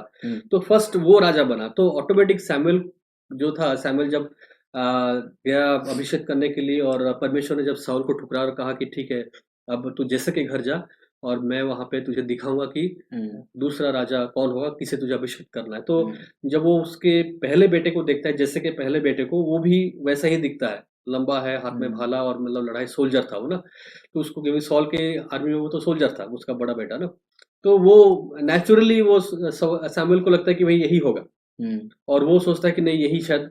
तब परमेश्वर कहता है कि नहीं, मैं बाहरी चीजों को नहीं देखता, लेकिन मैं हृदय को देखता हूँ। तो परमेश्वर डेविड के बारे में वहां पे लिखा है। और दाऊद कैसा था, एक नेग्लेक्टेड लड़का था घर का, क्योंकि जब कहा गया था, सैमुअल ने कहा कि तेरे सब लड़कों को बुलाना, तो हम पढ़ते हैं वहां पे कि दाऊद को नहीं बुलाया गया, क्योंकि जैसे को लगा ही नहीं था कि ये क्या करेगा, ये तो भेड़ चराने वाला है, उसको चराने दो वहां पे, बाकी मेरे 6 लड़के हैं, ये तगड़े हैं, लंबे हैं, ये होंगे, मतलब फिजिकली फिट है, सब कुछ है, राजा बनने के लायक है। तो छोटा जो बेटा है दाऊद, उसको नेग्लेक्ट किया गया, उसको सोचा गया कि इसका कोई काम नहीं है, वो भेड़ बकरी चरा रहा है, उसको जाने दो वहां पे, कोई दिक्कत नहीं है। जबकि सैमुअल ने कहा था कि नहीं, सातों के सातों बेटों को लेके आना जी। तो वहां पे परमेश्वर दिखा रहा है कि जो लुक्स की बात थी, कि नहीं, उस बाहरी लुक्स के मत जाओ, जो कि दिखने में बहुत अच्छा है, जो कि लगता है कि कर लेगा, जो कि लगता है कि अट्रैक्टिव है, जो कि लग रहा है कि नहीं, लंबा चौड़ा लहीम शहीम और सोल्जर या राजा होने के लायक, ये सब चीज, ये नहीं, मैं हृदय को देखता हूँ। तो दाऊद फिर बुलाया जाता है, फिर दाऊद का अभिषेक किया जाता है। तो यहाँ पे जो आउटवर्ड अपीयरेंस वाली बात है और हृदय को देखने वाली बात है, वो वहां पे है जहाँ पे लोग आउटवर्ड चीज के प्रति अट्रैक्टेड हो जाते हैं, और उसको देख के सोचते कि नहीं, ये परमेश्वर के द्वारा चुना है। लेकिन परमेश्वर कहता नहीं, मैं हृदय को देखता हूँ। वो लड़का जो वहां पे भेड़ों को चराता है, उसको कोई नहीं पूछता, घर में उसका सम्मान नहीं, इज्जत नहीं है, लेकिन वहां पे इस परिस्थिति में भी वो मेरे भजनों को गाता है, वहां पे भी वो मेरी बातों को स्मरण करता है, मेरा भय रखता है, इसलिए मैंने उसे चुना है। तो उस संदर्भ में ये कहा गया है कि परमेश्वर हृदय को देखता है, बाहरी चीजों को नहीं देखता। वो इसलिए नहीं क्योंकि हम यहाँ पे रिस्पॉन्सिबल जीवन को जिए और फिर कहें कि नहीं, हम कुछ भी कर सकते हैं, परमेश्वर तो हृदय को देखता है। और कई बार हम लोगों ने डिस्कस भी किया है ना कि मसीह जीवन में हमारी जिम्मेदारी हमारे आजादी से बढ़ के है, बिल्कुल, है ना। जो हम पढ़ते हैं पहला कुरिन्थियों 9, 8, 9, 10 अध्याय में, जहाँ पे पौलुस स्पेशली 9 अध्याय में कहता है कि मैं एक अपोस्टल हूँ, क्या मेरा अधिकार नहीं है कि मैं भी अपने साथ परिवार को लेके चलूं? क्या मेरा अधिकार नहीं है कि मैं भी धन को पाऊं तुम लोगों से, जिसके बीच में मैंने आत्मिक बीज को बोया? लेकिन मैं ऐसा नहीं करूंगा। तो वहां पे पौलुस कई बार, और फिर वो कहता है कि मैं हर एक चीज इसलिए करता हूँ ताकि मैं लोगों को जीतता हूँ। तो लोग कई बार इसका भी गलत मीनिंग निकालते हैं। पौलुस का कहना यह था कि मैं अपना को इतना हम्बल कर रहा हूँ, इतना नीचा कर रहा हूँ, जितना हो सके मैं अपने आप को छोटा करने के लिए तैयार हूँ, क्योंकि मेरा मकसद एक है कि मैं लोगों को जीतूं मसीह के लिए। तो कहने का अर्थ ये है कि पौलुस वहां पे ये सिखाने की कोशिश हमें कर रहा है कि हमारी मसीह जीवन में जो हमारी जिम्मेदारी है, वो कहीं बढ़ के है। हाँ, हमारी आज़ादी हो सकती है कुछ चीज़ करने के लिए, लेकिन अगर हम ज़िम्मेदारी को देखें तो ज़िम्मेदारी हावी होती है, और कई बार हमें अपने इच्छाओं को, कई बार हमें अपने चॉइसेस को बलिदान करना पड़ेगा, साइडलाइन करना पड़ेगा, क्योंकि हमें मसीह की ज़िम्मेदारी को और भी गहराई से निभाना है। बिल्कुल। बहुत सारे कमेंट्स आ रहे हैं। लोग अभी भी हमारे बातों पर ध्यान नहीं दे रहे हैं, आपस में ही झगड़े पे लगे हुए हैं और कह रहे हैं कि बपतिस्मा। चलो कोई बात नहीं। और एक दो कमेंट्स, हम ऑलमोस्ट 1 घंटे से भी ज़्यादा लाइव रह चुके हैं। एक दो कमेंट जो है फेसबुक पर आया था हमारे इस पोस्ट के ऊपर, तो मैं रीड करके क्विकली हम रिस्पॉन्ड कर देंगे। फिर उसके बाद हम इस प्रोग्राम को समाप्त करेंगे। लेकिन हाँ, भाई एंजल विवेक चंद्रा, हमें आपसे कोई भी दुश्मनी नहीं है। हम, मेरे दिल में और पास्टर मोनिश के दिल में कोई भी नफरत नहीं है ग्लोरी अपॉलोजेटिक्स का। लेकिन जिस वक्त आप परमेश्वर के वचन को मिसकोट करेंगे, गलत तरीके से जवानों को ऐसा मिसलीड करेंगे गर्लफ्रेंड बॉयफ्रेंड वाले के दर्शन में, डेफिनेटली हम आपसे बात करेंगे और वचनों से बात करेंगे। अगर आगे चलकर आपको लगता है कि ऐसा प्रोग्राम्स ना हो, ऐसे प्रोग्राम होने का भी कारण यही था कि आपने कमेंट्स में कुछ ऐसे कमेंट्स किए, in despite of open invitation. Email ID पर आप हमें रीच कर सकते हैं, हम आगे डायलॉग्स को कंटिन्यू कर सकते हैं। खैर, कुछ कमेंट्स हैं, वो कमेंट्स को मैं रीड कर देता हूं, फिर उसके बाद हम इस प्रोग्राम को समाप्त करेंगे। वहां पर कुछ वियर्ड कमेंट्स है जो मैं आपको मैं इग्नोर नहीं करना चाहता हूं।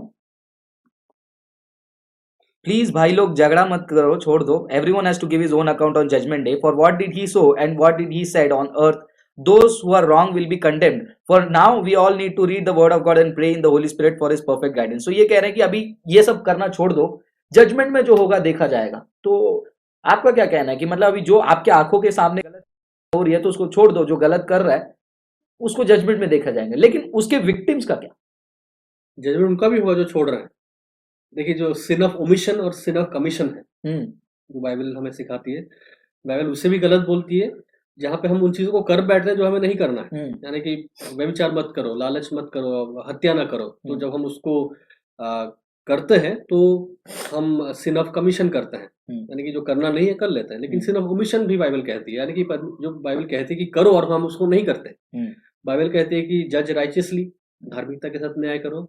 बाइबल कहती है कि रिफ्यूट करो गलत शिक्षाओं को। बाइबल कहती है कि अपने परमेश्वर की इच्छा है कि हम अपनी पवित्रता में बढ़े। The will of God is your sanctification, पहला थिस्सलुनीय शायद दूसरा अध्याय में लिखा है कहीं पे। तो बाइबल हमें इन सब चीजों के बारे में कहती है करो। तो कई बार हम उसको नहीं करते हैं, तो वो भी एक है। और जो हमें नहीं करना उसको हम कर बैठते हैं, वो भी है। तो sin of commission, sin of omission, ये दोनों चीजें जरूरी है। तो हम ये कह नहीं सकते कि नहीं चलो ठीक है न्याय होगा तब देखा जाएगा। तो वहां पे न्याय ठीक है होगा, लेकिन न्याय तो हमारा भी होगा कि हमको जब मालूम था, हम जब जानते थे, तो फिर हमने क्यों नहीं किया। बिल्कुल। तो फिर अगर वही लॉजिक है, न्याय के दिन होगा तो फिर ग्रेट कमीशन को भी नहीं फॉलो करना चाहिए। जिसको बुला लेगा हो जाएगा, मतलब हम क्यों फिर प्रचार करें। बिल्कुल। और कुछ और कमेंट्स हैं जो कुछ लोग वही बातों को कह रहे हैं, जैसे कि टेरेंस रोजारियो कहते हैं कि what you people are doing is wrong, this is so sad what you people are doing. Ranjit Ekka, प्रभु यीशु आपके झगड़े को सुलझाए। लोग इसको झगड़े भी क्यों देख रहे हैं? लोग, मैं समझ नहीं पा रहा हूं कि लोग ऐसे क्यों देख रहे हैं कि एंजल चंद्रा वर्सेस फ्रांसिस। यहाँ पर कोई WWE मैच हो रहा है, यहाँ पर शिक्षाओं का डिसर्नमेंट हो रहा है, स्टडी हो रहा है, और कुछ नहीं हो रहा है। इसलिए क्योंकि हिब्रूज 12 और 2 को लोग नहीं समझते कि हमें देखना किसकी ओर है। तो आधे लोग देखते हैं ग्लोरी अपॉलोजिटिक्स, तो कुछ लोग ग्लोरी अपॉलोजिटिक्स को डिफेंड करेंगे, कुछ लोग उसको डिफेंड करेंगे, कोई किसी और को डिफेंड करेगा, और इसको एक उनको लगा कि नहीं इनके बीच में कुछ कंपटीशन हो रहा है। लेकिन देखना हमें मसीह की ओर है, और मसीह की ओर जब देखते हैं तो हम स्पष्ट रूप से पाते हैं कि हमें अपने जीवन को कैसे जीना है। पॉल क्यों खड़ा हुआ लोगों के विरुद्ध में? पॉल क्यों पतरस के विरुद्ध खड़ा हो गया? बिल्कुल। उसको क्या कहेंगे, मतलब आपस में झगड़ा कर रहे थे वो लोग। पॉल आई थिंक पतरस को उलट कर जवाब दे देना चाहिए था इसी लॉजिक से कि पतरस, मैं ज्यादा एक्सपीरियंस हूं, मैं तो पानी पे भी चला, मैं पानी पर चला, मैं यीशु मसीह के साथ 3 साल तक हुआ। यू तुमने तो यीशु मसीह को आमने सामने रियल जैसा फिजिकल प्री रिजरेक्शन मोड में तो देखा ही नहीं तुमने, और तुम मुझे सिखा रहे हो। ऐसा पतरस का एटीट्यूड नहीं था, बिकॉज वो होली स्पिरिट से रीजनरेट हुए थे। एक और कमेंट है एक बहन का, उनका नाम नहीं पढ़ूंगा, लेकिन उनका कमेंट मैं पढ़ रहा हूं। Brother, I will just say you both are right in your each way. What Angel Bro said, Holy Spirit lead him. Maybe the meaning is different for everyone, but please remember, you both are working for God ministry and spreading word of God. Let's not speak bad about bad word, but love each other. I hope you understand. तो यहाँ पर ये बहन का कहना है कि Holi spirit ने दोनों को एक ही बात बोला होगा। उनका समझाने का तरीका अलग है, आपका समझाने का। मतलब होली स्पिरिट एक ही टाइम पे दो अलग बात कह रहे हैं, आत्मा हो गया। तो हाँ, Holi spirit is not the author of confusion. वो गड़बड़ी का आत्मा नहीं है, वो सिद्धता का आत्मा है, और वो एक ऑर्डर का आत्मा है। तो पवित्र आत्मा, क्योंकि अगर हमारा वचन बाइबल, हमारा वचन जो है ये अगर हमारा बेस है, तो फिर हम लोग यहाँ पे कंसिस्टेंट रहेंगे। पवित्र आत्मा अगर 4 लोगों को बताएगा, और वो 4 लोग अगर बाइबल से आधारित हैं, बाइबल के ऊपर अपने नींव को खड़ा करते हैं, तो फिर चारों लोगों को एक ही चीज पवित्र आत्मा बताएगी। और एक और भाई का कमेंट है, जॉन भाई का। उनका कहना है कि brother, why are you sharing this unnecessary post on this page? Is this the work of kingdom of God or your ego problem? ये हमने क्लैरिफाई कर दिया ऑलरेडी, ये हमारा ईगो प्रॉब्लम है। पास्टर मोनिश, मैं आपको एक चीज पूछना चाहूंगा सबके सामने। अंकुर नरुला से आपका क्या प्रॉब्लम है? मेरा कुछ प्रॉब्लम नहीं है। आप मुझे पूछिए मेरा विकास मसीह से क्या प्रॉब्लम है? पर्सनल हमें कोई प्रॉब्लम नहीं है हमको। हमें परमेश्वर के वचन से सीरियसनेस है। हम किसी से ऐसे प्रॉब्लम नहीं रखते हैं, हमारा कोई ईगो नहीं है। इनफैक्ट अगर ईगो की बात करते हैं, आई थिंक जितना गाली ग्लोरी अपॉलोजेटिक्स टीम को पड़ा होगा, आई डोंट नो इतने गाली कितने लोग खाए होंगे। मैंने सोशल मीडिया में क्रिश्चियन अपॉलोजेटिक्स की बात कर रहा हूं। ये भी घमंड वाली बात नहीं, हम कह रहे हैं कि हमें इंसल्ट किया जा रहा है, लोग माँ बहन की गालियां दे रहे हैं, जान की धमकियां दे रहे हैं, लेकिन फिर भी हम कंटिन्यू क्यों कर रहे हैं? क्योंकि हमारे अंदर वो बात घुस गई है, पहला पत्रस 3:15 कि तुम डिफेंड करो। इसीलिए हम कर रहे हैं, चाहे आप नफरत करें, हेट करें, गाली दे, we will continue to do that. Again clarify कर रहे हैं, हम जज नहीं कर रहे हैं, हम डिफरेंशिएट कर रहे हैं, डिसर्न कर रहे हैं, not the person but their teachings and doctrines. Any last point you want to? Last point यही है कि बाइबल हमें स्पेसिफिकली अंत के दिनों में की बात कहता है, केयरफुल होने की बात कहता है, डिसर्नमेंट रखने की बात कहता है, क्योंकि अंत के दिन में ऐसे चीजें बहुत होंगी। फर्स्ट पीटर चैप्टर 5 वर्स 1 और 2 में अगर हम पढ़ेंगे तो लिखा है कि therefore exhort you elders among you as your fellow elder and witness of the suffering of Christ and partaker also of the glory that is to be revealed. First Peter chapter 5 verse 2 में लिखा है कि shepherd the flock of God among you, exercising oversight. Shepherding the flock क्या होता है? भेड़ों की रखवाली करना क्या होता है? जो लोग ये कह रहे हैं ना, ईगो प्रॉब्लम, झगड़ा और ऐसा क्यों, मिलके चलो, उनको जाके मुझे लग रहा है इज़राइल में देखना होगा जाके, या ओल्ड टेस्टामेंट के कॉन्टेक्स्ट में जो वीडियोस और कहीं पे यूट्यूब में मिले कि एक शेपर्ड का काम क्या होता है। और यीशु मसीह चैप्टर 10 में जो कहते हैं कि एक भला चरवाहा क्या है, अच्छा चरवाहा क्या करता है, वो भेड़ों की रखवाली करता है। किससे रखवाली करता है? अगर प्रेम मोहब्बत ही निभाना होता तो फिर, और भाईचारा निभाना होता, ऐसे सबके साथ मिलजुल के रहना, टॉलरेंस वाली सब बात होती, तो फिर फ्लॉक को प्रोटेक्ट करने की बात कभी नहीं कही जाती। यीशु मसीह ने ये ना कहता कि मैं रखवाली करता हूँ, रखवाला नहीं बनता हूँ। रखवाला तभी आदमी बनता है जब बाहर से खतरा होता है। बाहर से तभी खतरा होता है जहाँ पे लोग आपकी भेड़ के ऊपर गलत चीज़ों के द्वारा अटैक करने की कोशिश कर रहे हैं। तो as a pastor, as a teacher और एज़ ए मिनिस्टर अगर आप जिए हैं, तो हमारी ज़िम्मेदारी ये बनती है कि हम रखवाली करें। और किस चीज़ से रखवाली करें? किसी मनुष्य से नहीं। हमें ये रखवाली नहीं करना है कोई व्यक्ति आ रहा है, हमें रखवाली करना है झूठी शिक्षाओं से। वो झूठी शिक्षा कोई भी दे रहा है।